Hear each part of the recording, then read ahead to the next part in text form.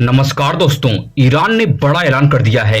युद्ध चाहे कितना दिन भी चले, मगर इजराइल को तबाह किए बिना हम युद्ध खत्म करने वाले नहीं हैं। बेंजामिन नेतन्याहू भड़क गए और कह डाला, शिया सुन्नी धरती पर आतंकवाद ही फैलाएंगे, चाहे यह दुनिया में कहीं भी रहें। शिया सुन्नी को जड़ से खत्म करना ही हमारा लक्ष्य है।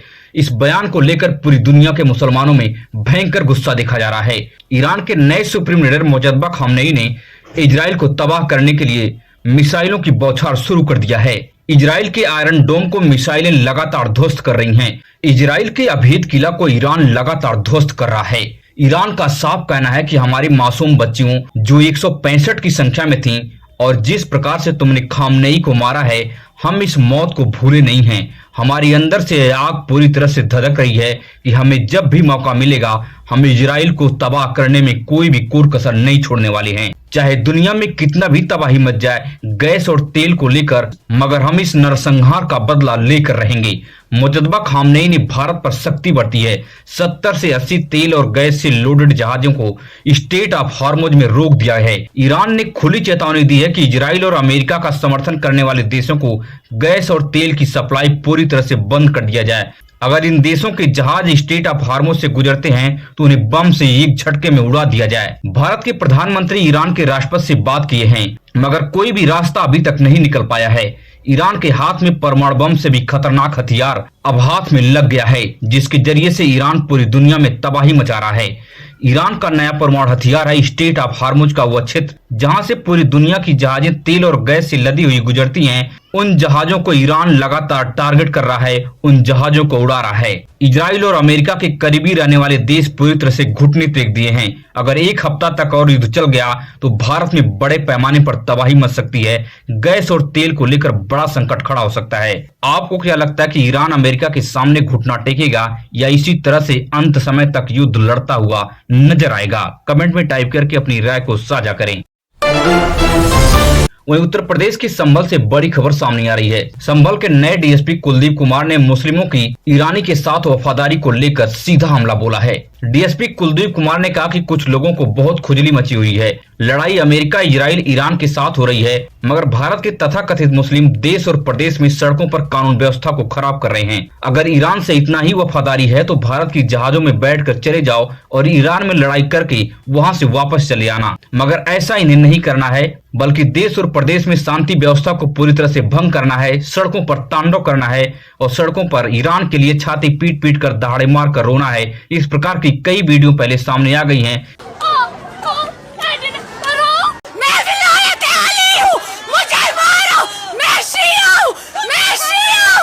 को नहीं जानते, हम उनको जानते जो हमारे रहबर थे। हम भलाई से हिंदुस्तान में हो, हमारे रहबर खामनेई थे और खामनेई रहेंगे। इसी को लेकर डीएसपी कुलदीप कुमार ने मुस्लिमों पर सीधा हमला बोला है और डीएसपी कुलदीप कुमार ने सख्त चेतावनी दी है कि कोई भी मुसलमान देश के खिलाफ जुम्मे की नमाज या किसी भी नमाज पर देश के खिलाफ नारा लगाया या भड़काऊ भाषण दिया तो किसी को भी बख्शा नहीं जाएगा। बहुत सारे लोगों को ना उनको खुजली इस बात की मची है कि साहब झगड़ा तो हो रहा है ईरान के इजराइल के बीच में और वो बीच में ना अपनी टंगड़ी घुसाए पड़े हैं।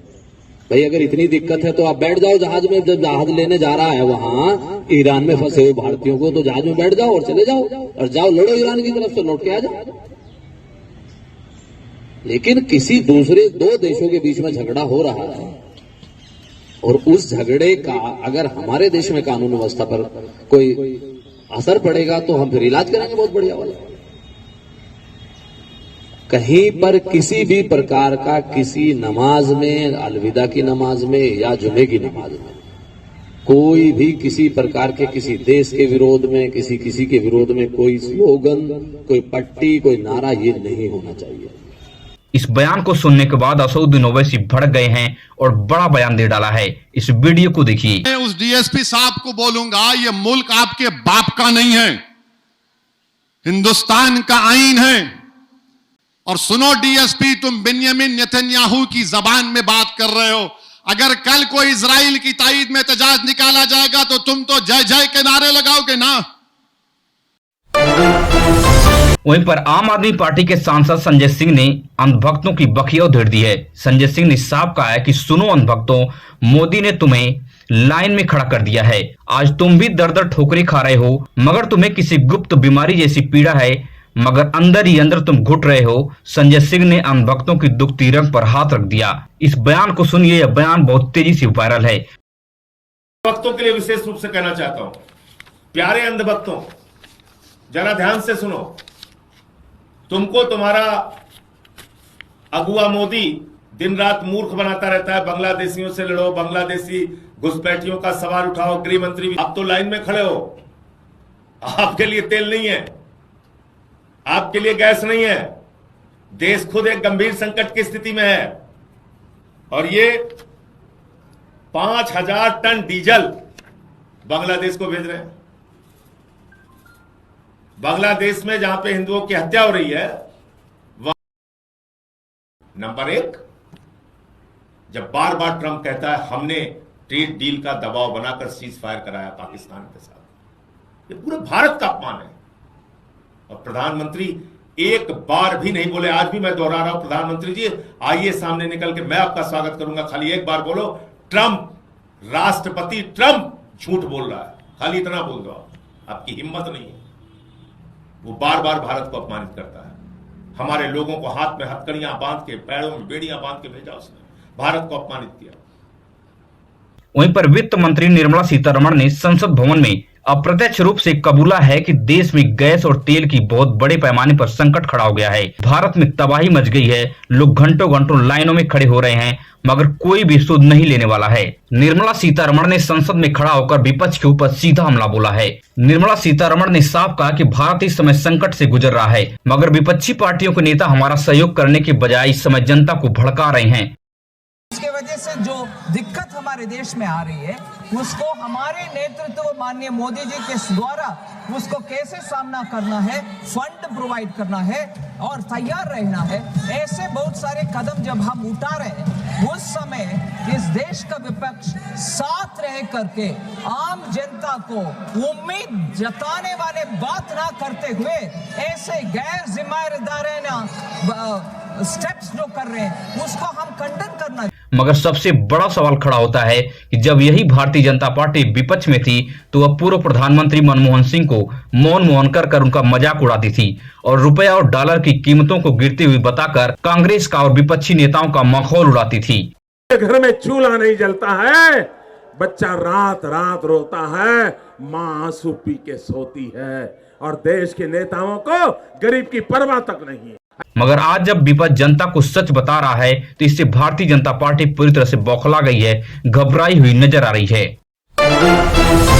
वहीं उत्तर प्रदेश से बड़ी खबर सामने आ रही है। 15 मार्च को उत्तर प्रदेश में सभी पार्टियों ने कांसी राम जी की जयंती को मनाने का ऐलान कर दिया है। कांग्रेस नेता राहुल गांधी ने बहुजन राजनीति पर बड़ा बयान दे डाला है। राहुल गांधी ने कहा कि अगर कांसी राम जी पंडित नेहरू के दौर में होती तो वह कांग्रेस पार्टी से मुख्यमंत्री होते। मगर राहुल गांधी ने कहा कि अब वह वक्त आ गया है हिंदुस्तान में राजनीति को बदलने का, सबकी हिस्सेदारी की राजनीति, बहुजन अधिकारों की राजनीति और भारत के संविधान की राजनीति। राहुल गांधी के इस बयान के बाद बहुजन समाज पार्टी और आजाद समाज पार्टी में हड़कंप मच गया है। अंबेडकर जी पूरी जिंदगी दे दी, कॉम्प्रोमाइज नहीं किया। कांशीराम जी ने क्या कॉम्प्रोमाइज किया किसी से? सवाल नहीं उठता, कर ही नहीं सकते। करना भी चाहते तब भी नहीं कर पाते हो, क्योंकि इतनी गहराई से बात उनके दिल में थी। अब हमारे सामने बहुत बड़ा मौका है कि हम अब हिंदुस्तान को बदलने की राजनीति करें। जो दलित हैं, आदिवासी हैं, पिछड़ा वर्ग है, माइनॉरिटी है, गरीब जनरल कास्ट के लोग हैं, उनको हिंदुस्तान में के पावर स्ट्रक्चर में शामिल करने की राजनीति। मेरे लिए अंबेडकर जी का संविधान, गांधी जी का संविधान, यह सबसे जरूरी चीज है और इसकी हम मरते दम तक इसकी हम रक्षा करेंगे। बहुजन समाज पार्टी और आजाद समाज पार्टी के समर्थकों का कहना है कांग्रेस इस वक्त दलितों के वोट बैंक में सेंधमारी के पूरा भरपूर प्रयास कर रहा है। वहीं पर समाजवादी पार्टी भी कांसी राम जी की जयंती को मनाने का भव्य तरीके से ऐलान कर चुकी है। उत्तर प्रदेश में आने वाले 2027 का विधानसभा चुनाव दिलचस्प रहने वाला है। सभी पार्टियां कांसी राम जी के शरण में जा रही हैं और उन्हें साफ साफ बहुजन समाज का वोट बैंक नजर आ रहा है और बहुजन समाज में दलितों के वोट बैंक में बड़े पैमाने पर सेंधमारी करने का आरोप कांग्रेस के ऊपर बहुजन समाज पार्टी और आजाद समाज पार्टी लगा रही हैं। आपको क्या लगता है कि 2027 का विधानसभा चुनाव में किसका पलड़ा भारी पड़ने वाला है? कमेंट में टाइप करके अपनी राय को साझा करें। अगर आप भी देश और दुनिया से बड़ी खबरें देखने में दिलचस्पी रखते हैं तो हमारे इस चैनल को सब्सक्राइब कीजिए, वीडियो अपने दोस्तों और रिश्तेदारों तक शेयर कीजिए। मिलेंगे इस तरह से नई वीडियो में नई सूचना के साथ। धन्यवाद।